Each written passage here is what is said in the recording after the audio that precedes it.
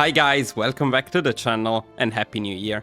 As you may know if you saw my post, I was quite sick this past week, so I could not record.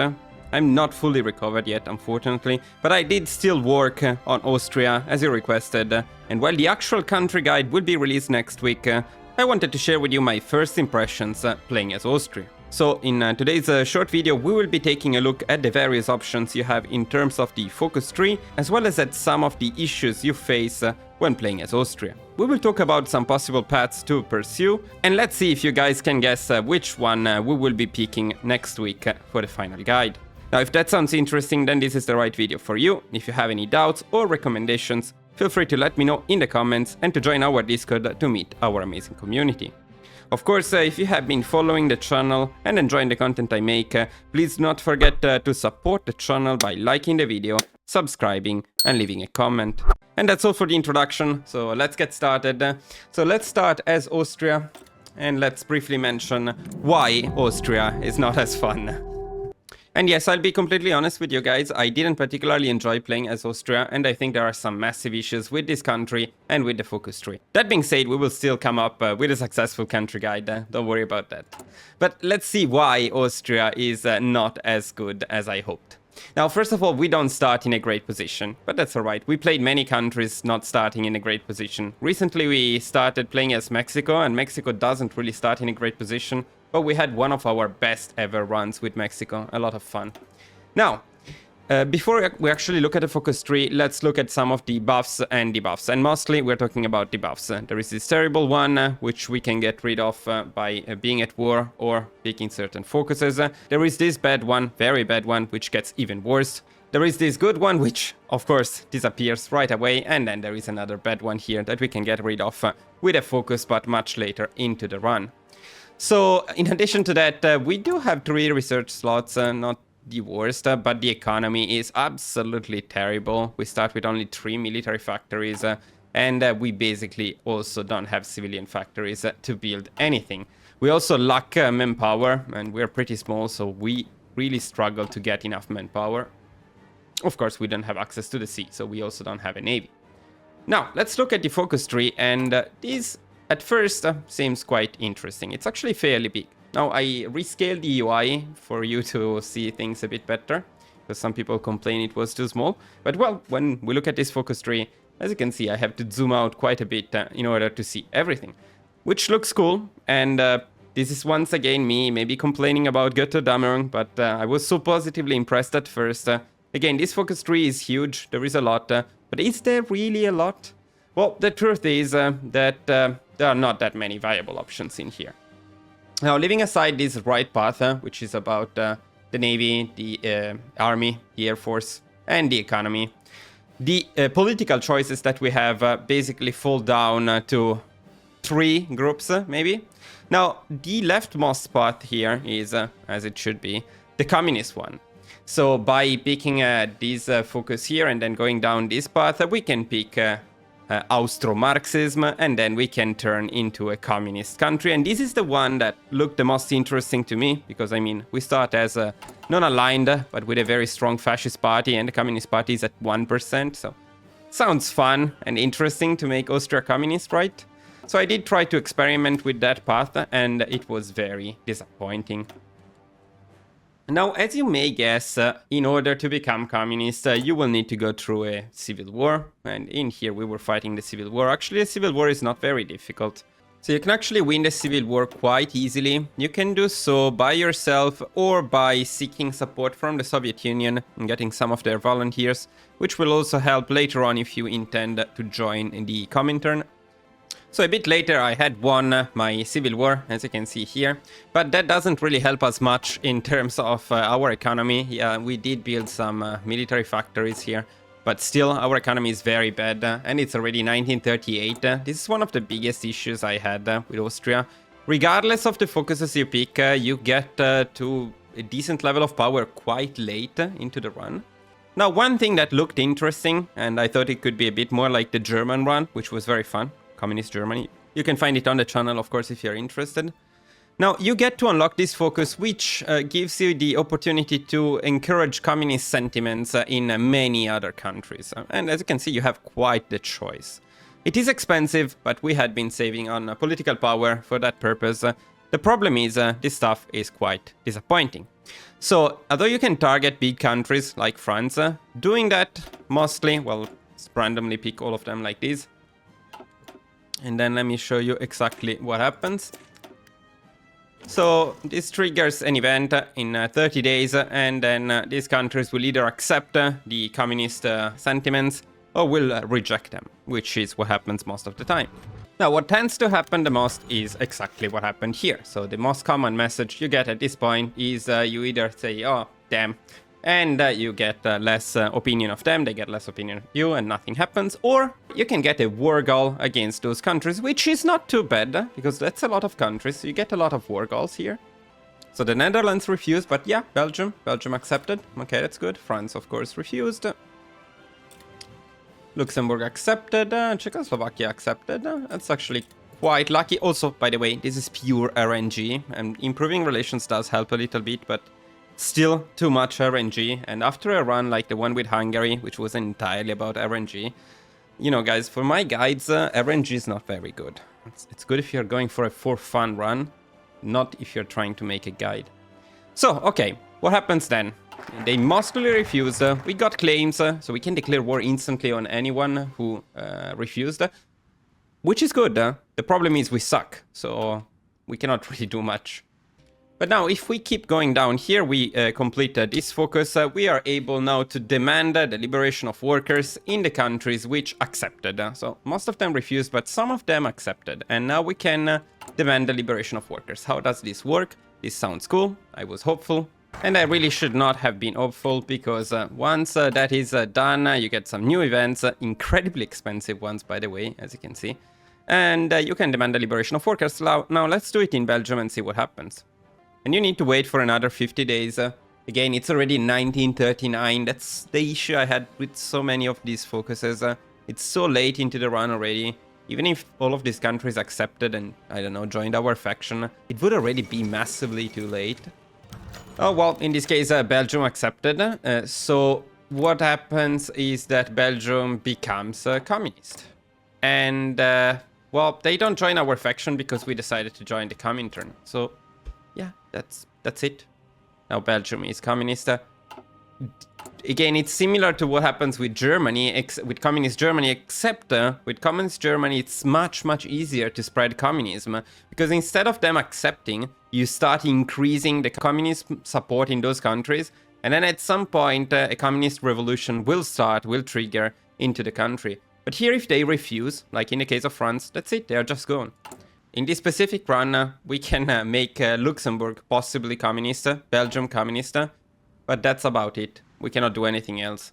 Even worse, now I cannot show you because Belgium accepted, but when Belgium refuses this second event, a civil war triggers in Belgium, and a faction of the civil war will be communist. The problem is we immediately join the war with that faction, which is a huge problem, because if you don't join the war, if you didn't automatically join the war, then you could send volunteers and help them win. But if you automatically join the war, then you cannot actually do anything. I cannot go there, I cannot help them in any way, and in my particular run, they only had 2 divisions in here. They immediately got destroyed, and Belgium just remained democratic. After that, that's it. You get some next cost discount, justify war goal time, and then you get an option, if you didn't choose the Soviet Union, to get a war goal on the Soviet Union, or one on Germany and the other fascist countries. And that's it. That's the end of this very disappointing communist path.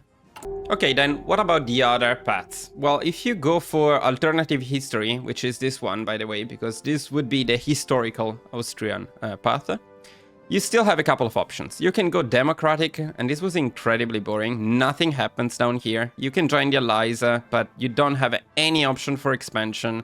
So that's about it. You can create your own faction, but nothing much happens in here. And in the end, you still fight Germany with the allies.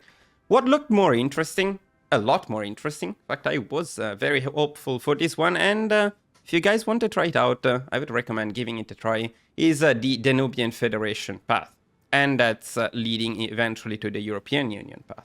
Now, by going down this path here and then going down this side here, we get to form the European Union. A very strange European Union, I must say. Now, during the run, you get to invite into your faction, which at this point is just the Danubian Federation, other countries in the area. In this case, we invited Yugoslavia and Czechoslovakia.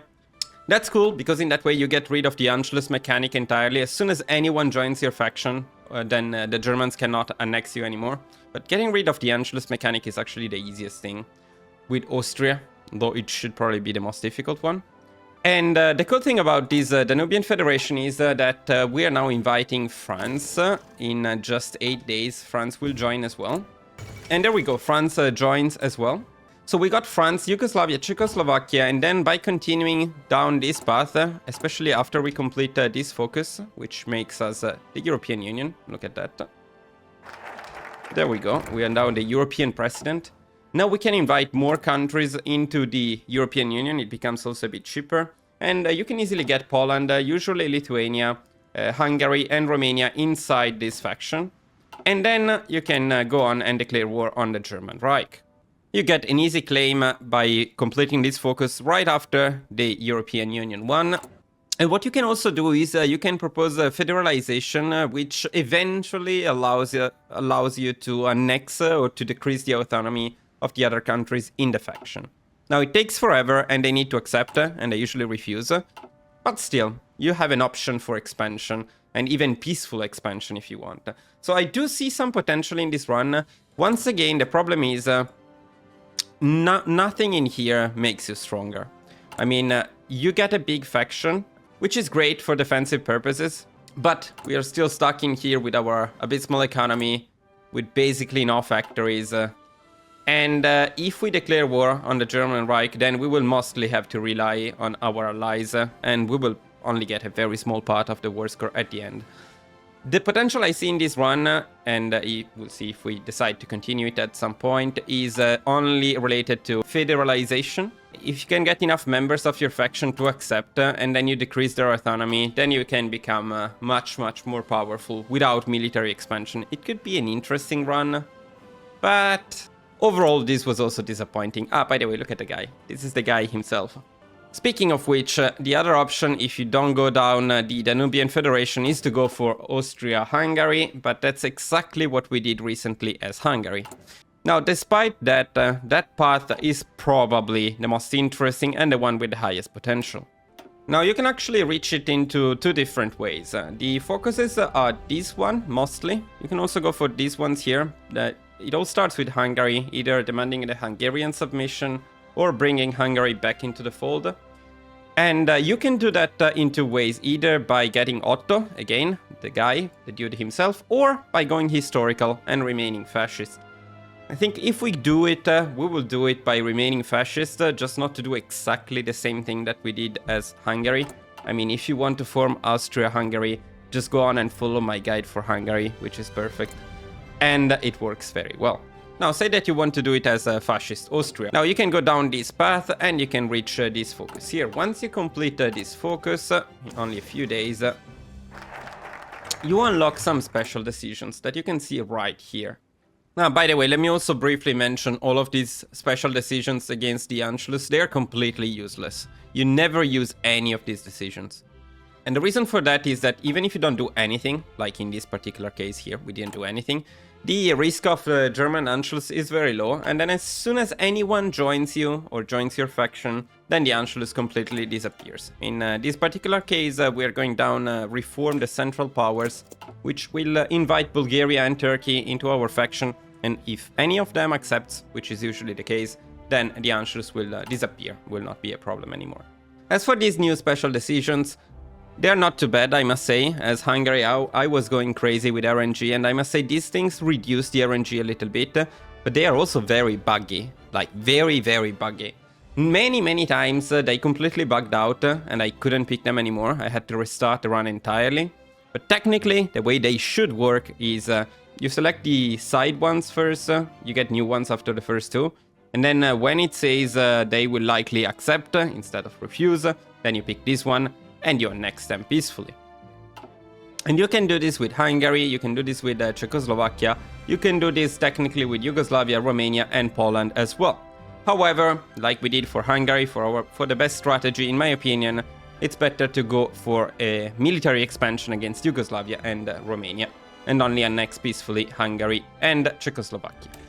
So at some point you will get to something like this. You will have annexed Hungary and Czechoslovakia. Now this is very similar to my run as Hungary. In my opinion, this is worse because we are Austria, which means we cannot release Austria as a puppet.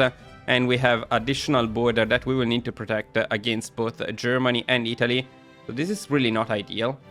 But the rest of the strategy is very similar, so you can take Yugoslavia and Romania at the same time. You actually have Bulgaria in your faction, which can help. But then there are some very annoying bugs, and one of the bugs is this one. So we completed all of these special events decisions that I was talking about earlier in the case of Poland. As you can see, they are very likely to accept.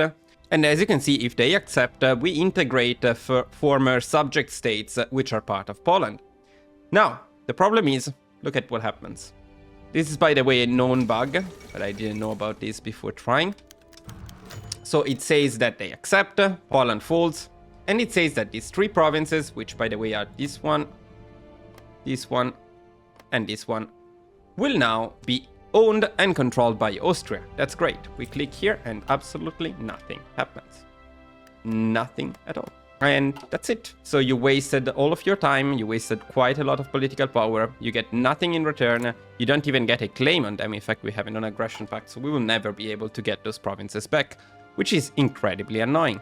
Well, at least you don't need those provinces to restore the Austro-Hungarian Empire, so you're able to do this and you're able to get cores on all of the stuff that you see highlighted on the map right now.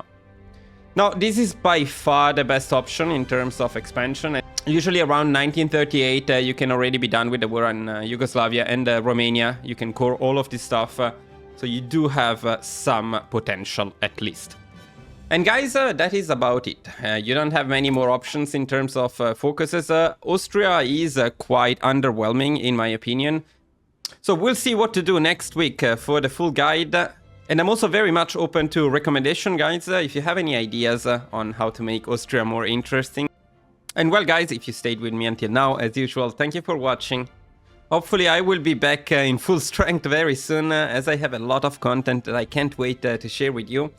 And by the way, little spoiler alert, we will be playing as Italy, and I will show you guys something about the Navy, naval designs. A Navy guide is coming. We will destroy the Royal Navy together, and I will show you the best strategies and designs to do so.